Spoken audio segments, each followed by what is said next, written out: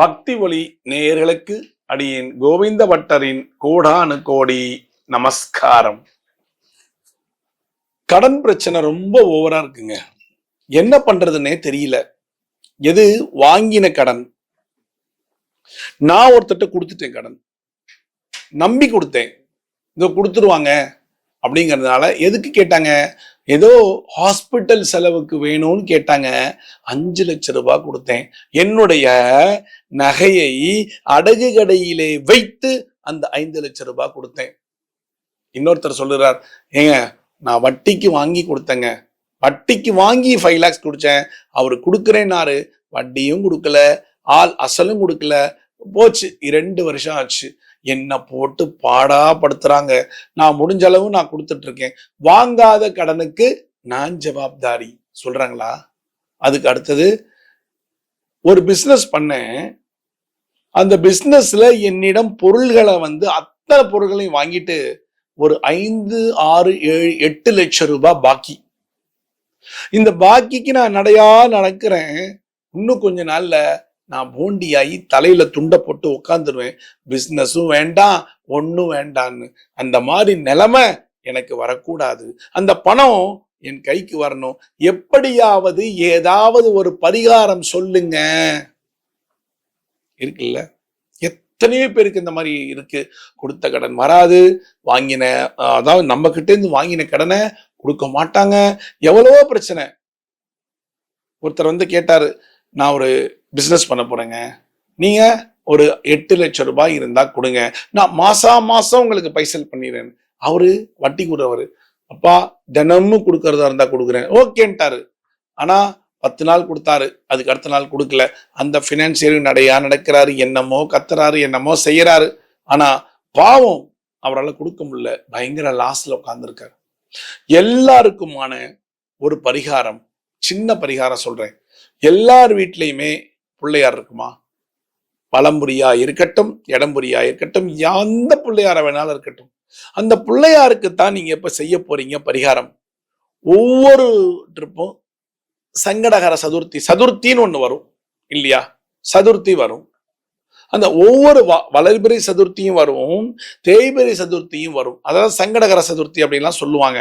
வளர்பிறை சதுர்த்தி, தேய்பிறை சதுர்த்தி. இந்த 2 சதுர்த்தியிலையும் நீங்கள் குறைந்தது 9 மாதங்கள் ஒவ்வொரு சதுர்த்தியா பார்த்து பார்த்து பார்த்து பார்த்து கண்டிப்பா செய்யணும். என்ன செய்யணும்? எருக்கம்பூல பிள்ளையாருக்கு மாலை கட்டி போடணும். சதுர்த்தி மாலை கட்டி நீங்க கண்டினியூவா போட்டுக்கிட்டே வர உங்களுடைய கடனானது வசூலாக ஆரம்பிக்கும். நீங்கள் யாருக்கிட்டையாவது கடன் கொடுத்தீங்கன்னா நீங்களும் செய்யுங்க. அந்த கடன் அடைக்கக்கூடிய ஒரு வசதி வாய்ப்பினை விக்ன விநாயகர் கொடுப்பாருங்கிறது நிதர்சனமான உண்மை. அப்ப சங்கடங்களை தகர்க்கக்கூடிய ஒரு விநாயகர் அப்படிங்கும் போது ஏன் அவர் நமக்கு உதவி செய்ய மாட்டார்? உதவின்னு போய் கை கட்டி நிக்கிறோம், கையேந்தி நிக்கிறோம் இல்லையா? ஐயா பிள்ளையாரப்பா, எனக்கு தெரியாம நான் ஏதோ பண்ணிட்டேன்ப்பா, தயவு செய்து என்னுடைய மானத்தை காப்பாத்து, நான் வாழணும்னு நினைக்கிறேன், தயவு செய்து என்னுடைய வாழ்க்கையை காப்பாத்து, ரக்ஷி சொல்றோமா? அப்ப ரக்ஷி நீங்க சொல்லும் போது அந்த விநாயகர் உங்களுடைய கஷ்டத்தெல்லாம் நிவர்த்தி பண்ணி உங்களுக்கு நல்லது மட்டும்தான் செய்வாருங்கிறது நிதர்சனமான உண்மை. அப்ப என்ன பண்ணும்? எத்தனை எருக்கம்பூன்னு கேட்பீங்க. 108 எருக்கம்பூவை எடுங்க. எல்லாம் ஈஸியா கிடைக்கும், பறிச்சுட்டு வந்துடலாம். பறிச்சுட்டு நீங்கள் சதுர்த்திக்கு அன்னைக்கு குளிச்சுட்டு பறிச்சுட்டு வந்தீங்கன்னா நல்லா இருக்கும். இல்லைன்னா பறிச்சுட்டு நீங்க போய் குளிச்சுட்டு ஊசி நூல் எடுத்து மாலையாக கோர்த்து உங்க வீட்டில் இருக்கிற பிள்ளையார் படத்துக்கு செய்யுங்க. இதுக்காக நீங்க கோவில் ஓடி போய் நான் கோவில்ல கொடுக்குறேங்கிறதெல்லாம் வேணாம். உங்க வீட்டுல இருக்காங்க இல்லையா பிள்ளையார் போட்டோ, அந்த பிள்ளையார் போட்டோக்கு ஒவ்வொரு சதுர்த்தி அன்னைக்கும் நீங்க மாட்டிக்கிட்டே வாங்க. 9 மாசம் செய்யணும். 9 மாதங்கள் செய்யணும். இதை செஞ்சுக்கிட்டே வந்தீங்கன்னா அந்த கடன் சுமையானது உங்களை அறியாமையே நீங்க அடைக்க ஆரம்பிச்சிருவீங்க. உங்களை அறியாமையே உங்களுக்கு வர ஆரம்பிக்கும்.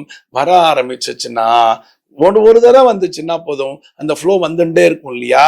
நீங்க அடைக்க ஆரம்பிச்சிட்டீங்கன்னா உங்க மனசு அடைச்சாகணும் அடைச்சாகணும்னு பணத்தை கொடுத்துக்கிட்டே இருக்கும். தெரியவே தெரியாது.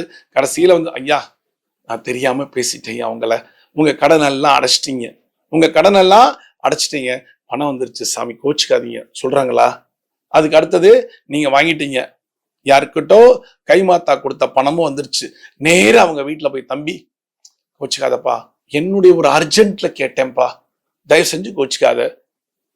அவர் உடனே சரிங்க பரவாயில்லைங்க இருக்கட்டும்ங்க சொல்றாங்களா? அப்போ ஒரு பரஸ்பரம் கிடைக்கும். ஆனா வாங்கினோன்னு திரும்பி கொடுக்கணுங்கிற எண்ணத்தெல்லாம் வச்சுக்காதீங்க. திரும்பி கொடுக்கணும் இந்த எண்ணம்லாம் வாங்கிட்டீங்களா, ரைட், மொத்தமா பத்திரமா வச்சுக்கோங்க காசை. பிள்ளையாருக்கு எருக்கம்பூ மாலை போட்டதுனாலதான் இந்த வசூல் நடந்தது, எல்லாம் நடந்ததுங்கிற எண்ணம் உங்களுக்கு இருக்கா? நேர போய் கடன்லாம் வசூல் ஆயிடுச்சு, நான் கடன் எல்லாம் அடைச்சிட்டேன், கடன் வாங்கினவங்க கடன் அடைச்சாலும் சரி, கடன் கொடுத்தவங்களுக்கு கடன் வந்தாலும் சரி, நேர போங்க. 9 மாசம் முடிஞ்சு அந்த கடனெல்லாம் அடைச்சிட்டீங்கன்னா அடுத்து வரக்கூடிய சதுர்த்தியில போய் நேர எங்க பிள்ளையார் கோயில் பார்த்தாலும் ஒரு தேங்காய் ஒண்ணு வாங்கிட்டு நேர பிள்ளையாரப்பா எனக்கு ஹெல்ப் பண்ணி என்னுடைய மானத்தெல்லாம் காப்பாத்திட்ட, திரும்பி நான் ரொம்ப நல்லா இருக்கணும்னு சொல்லி ஒரு சதுர் தேங்காயை போட்டு உடைச்சிட்டு வந்துருங்க. எல்லாம் முடிஞ்சு போச்சு உங்க வாழ்க்கையில. தரித்திரங்கள் போச்சு, எல்லாம் போச்சு. இனிமே நீங்கள் பணம் சேர்ப்பதற்கான ஒரு வழிவகைகளை அந்த விநாயகர் கொடுப்பாருங்கிறது நிதர்சனமான உண்மை. நம்பிக்கை வச்சு செய்யுங்க, அருமையா இருக்கும் வாழ்க்கை. செய்றீங்களா? மீண்டும் ஒரு சாஸ்திர சம்பிரதாயத்தில் நான் உங்களை சந்திக்கிறேன். பக்தி ஒளி நேரலுக்கடியின் கோவிந்த பட்டரின் கோடானு கோடி நன்றிகள்.